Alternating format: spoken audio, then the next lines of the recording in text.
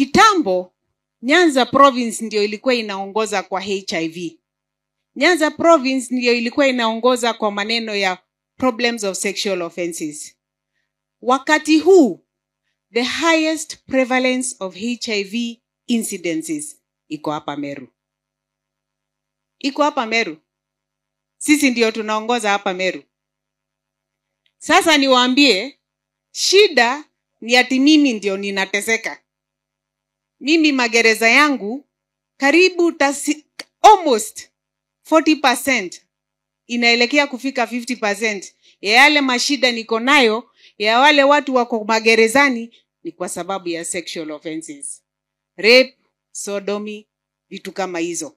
Assault, sexual assault, GBV problems ndio zimenijaa. Kwa sababu hiyo, hapa Meru alone, niko na takriban ya wanaume watu over 1000. Hata ukiwa umeandikiwa, hatuna pesa ya kulipa. Na saa itusaidii. Isaidii mtu wa hasura. And then muangalia vizuri, useme mtu wa hasura, ayuwa anakata pesa ama mtu wote na mwezi. Ili anaweza kukata. Kwa sababu, NHF tulikuwa tunalipa 500. It's the same question. Kuko na wengine, wanalipa 700, 500. Unajua hiyo swali ni moja tu Mamram. Please. Nimeulizwa mambo ya outpatient. Ati outpatient haifanyi kazi. Outpatient haifanyi kazi. Level 2, level 3 na county sub county hospital. Ni ukweli? Hiyo ni ukweli? Mnajua county government iko hapa?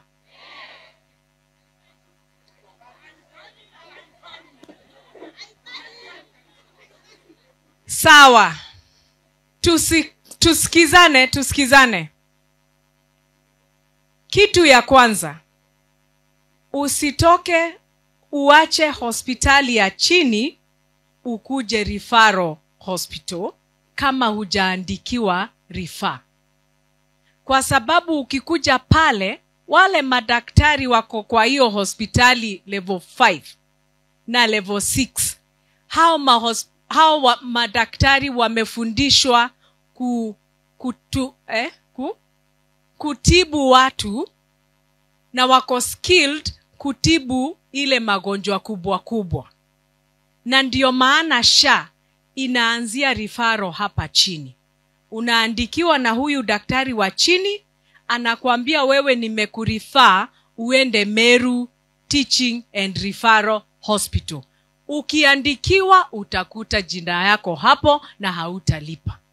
Lakini ukiamka asubuhi useme niko na homa mimi nitajipeleka, utapata jina yako haiko hapo. Kwa sababu wale madaktari wako hapo si wa kutibu ile magonjwa yenye haijaangaliwa hapa chini. Tafadhali, SHA kutoka level 2, level 3 na level 4, ile inaitwa sub county hospital. Ukijiandikisha hapo kwa outpatient haufai kulipa. Na mkiniambia mnaitishwa fedha na hizo mahospitali za chini za pale county, mimi nitakaa hapa ningoje, nikae chini na county government niambiwe kwa nini inalipishwa. Kwa sababu hata rais wa Jamhuri ya Kenya ametangaza level 2, level 3 na sub county hospital haufai kulipa kama umejiandikisha SHA. 147 call center.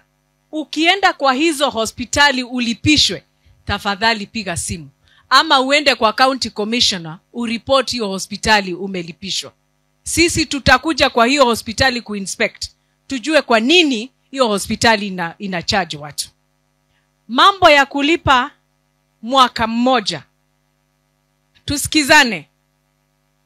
Mambo ya kulipa mwaka mmoja. Kitambo ulikuwa unakuta bodaboda amekubeba wewe na uko na SHA. SHA yako umelipa mwezi mmoja. Umepata accident.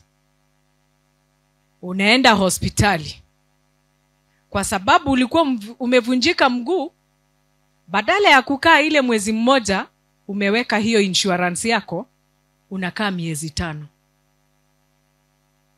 Ukipatiwa release letter ya hospitali, ulikuwa umelipa SHA mwezi mmoja, SHA inakulipia mwezi mmoja, unapatiwa bill ya miezi 4, sababu haukuwa na insurance ya miezi 5. Na ndio maana serikali ikaona watu wanateseka sana. Kwa maji.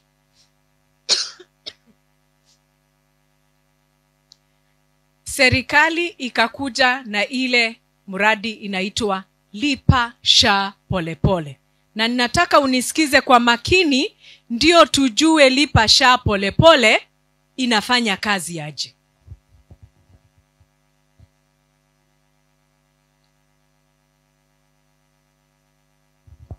Katika SHA tunajua kuna wale watu mtu hawezi akalipa either 3,600 for the whole year ama hata 7,200 for the whole year. Mradi ya Lipa SHA Polepole, serikali inakwambia ni sawa, hauna pesa, mimi nitakupea hii. Na kuna option, ukijiandikisha kuna option ya Lipa SHA Polepole, unapewa ile fedha ya the whole year, unaambiwa lipa SHA yako, na wewe utaambia serikali